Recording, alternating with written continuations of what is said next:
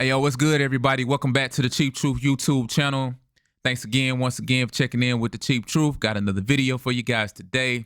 And today we are going to be taking our talents to Florida, man. So Orange County, Florida. We know how Florida gets down. A lot of crazy ass stuff that go on in Florida. And this story is no different. So back in 2024, January 2024, there was a 30-year-old young lady named Portia Streeter, and she was killed in a home invasion. Shot 10 times while she was in the bed with her 3 kids. Thankfully, the kids were unharmed, but she tragically ended up passing away from that.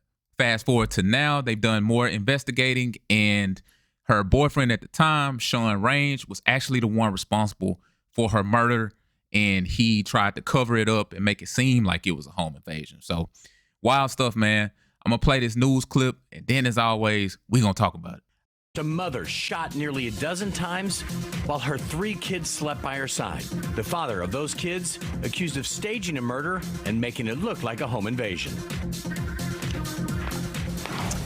A Fox 35 News exclusive interview. For the very first time, we're hearing from close friends of that mother. Thanks for joining us tonight. I'm John Brown. And I'm Luann Sorrell. Fox 35's Manny Martinez is live in Orlando tonight. So Manny, that boyfriend allegedly had his cousin shoot him in the arm to make it appear like he was a victim too. And Luann, that's all laid out here in these 36 pages for the affidavit for the suspect's arrest. These are usually no longer than 5 or 6 pages at most. So that shows you just how intensive and extensive this investigation has been. Deputies say it came down to good old-fashioned detective work. And tonight, the woman's friend and the sheriff's office say the suspect's story just didn't add up. More than 1 year since Portia Streeter was shot and killed while she was asleep with her own children, her friends are still grappling with the loss. She was a God-fearing woman. And, you know, if you got to know her, you know, she had a gentle spirit. She's not going anywhere anytime soon. Deputies say Sean Range, the father of Streeter's 3 kids, worked with his cousin, Benjamin Garman, to kill her and even stage a home invasion. Streeter was just 30 years old. Family and friends describe her as a loving mom and a gifted hair and makeup artist. She was so talented. You could show her a picture, and I guarantee you were going to look like the picture that you wanted. She died January 13, 2024. Neighbors heard gunshots around 9:30 that morning, but detectives say Range called 911 2 hours later, after the alleged shooter came back and shot him in the arm.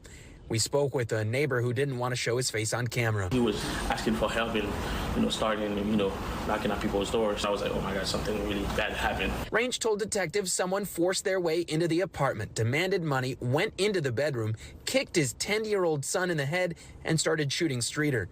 In the investigative paperwork, detectives say they found that story unfathomable, adding Portia Streeter's well-being and safety was clearly not his priority. How dare you pull someone's life away from them? How dare you do God's job? How dare you strip someone of their future? So how dare you strip 3 beautiful kids of their mother? And deputies laid out some possible motives here in this case. They say the suspect was upset his ex was in a new relationship. The 2 disagreed over the custody of their children.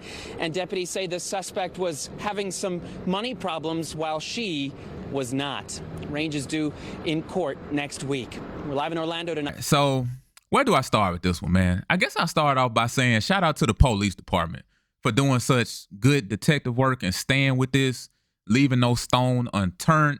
I mean, they were able to get down to what really happened and who really did what.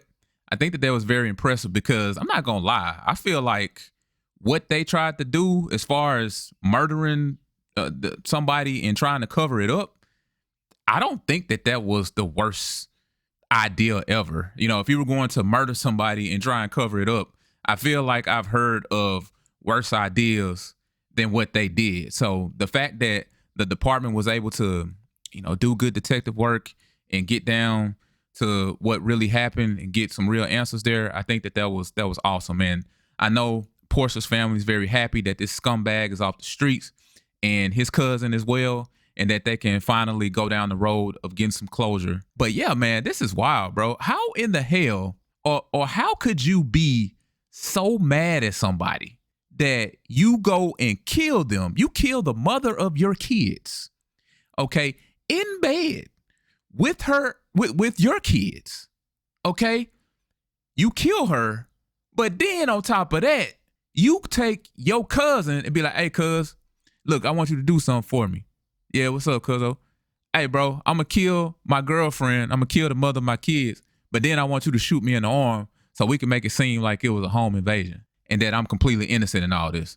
All right, cuzzo, I got you. And so he went along with it. I mean, this was like a conversation that they actually had to have, right? So he must have really hated this woman in order to kill her and then be like, hey, I'll take a bullet on purpose in the process. And I really hate it for those kids, man, because they're going to have to grow up and one day they'll realize they're pretty young now. They're we have 3 kids, a 10-year-old, a 2-year-old, and a 1-year-old.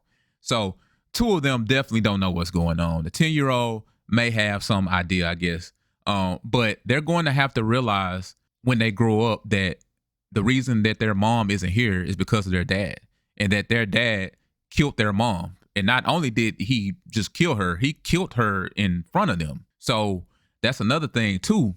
According to reports, he actually killed her and then didn't get help until like 2 hours later. So he killed her, and then I guess his cousin came over and shot him, and then that's when he went to the neighbors for help. So where were the kids when all this was happening? Were they in front of their mom watching her take her last breath? Like, I don't know. But regardless, it's a very traumatic experience, and they're going to have to grow up and realize that all this happened and our dad is to blame for it. So yeah, sad story, but definitely glad that they were able to get this guy into custody and his cousin as well, so justice can be served. And just condolences to the family. I hope that those kids get the counseling and the help they need growing up, man. But yeah, let me know what you think about this story. As always, be sure to subscribe to the channel if you haven't already.